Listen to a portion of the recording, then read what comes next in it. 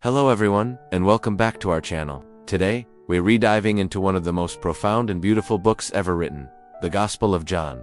Unlike the other Gospels, John doesn't begin with a manger scene. Instead, it starts at the very beginning of everything. In the beginning was the Word, and the Word was with God, and the Word was God. This Word, John tells us, is Jesus, the divine light of the world, who stepped into our darkness by becoming human. He came to reveal God to us in a way we could see and understand, full of grace and truth.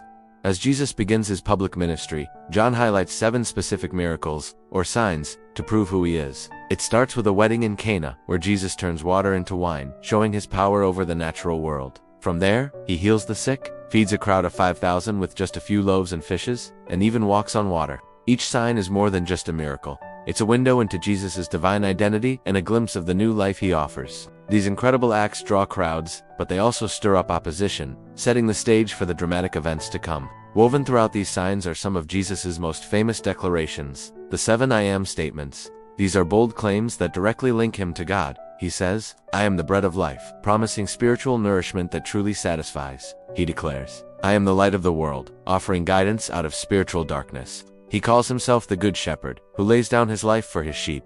He is the resurrection and the life, promising victory over death.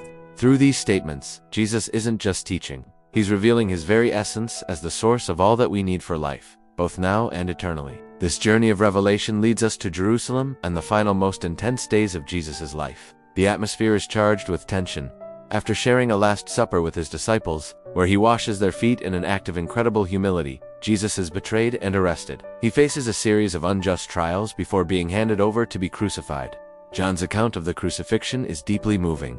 Even in his final moments, Jesus shows compassion, ensuring his mother is cared for. With the words, "It is finished," he breathes his last, completing the ultimate sacrifice for the sins of the world. But the story doesn't end in the darkness of the tomb. On the 3rd day, the narrative explodes with hope. Mary Magdalene goes to the tomb, only to find it empty. Soon after, the risen Jesus appears to her, and later to his fearful disciples, bringing them peace and commissioning them to continue his work.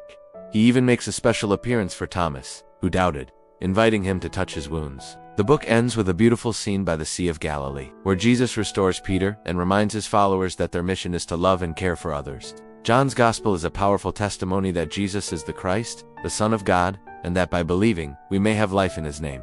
Thank you so much for joining me on this journey through the Gospel of John. If this story has touched your heart, please give this video a thumbs up and subscribe for more content.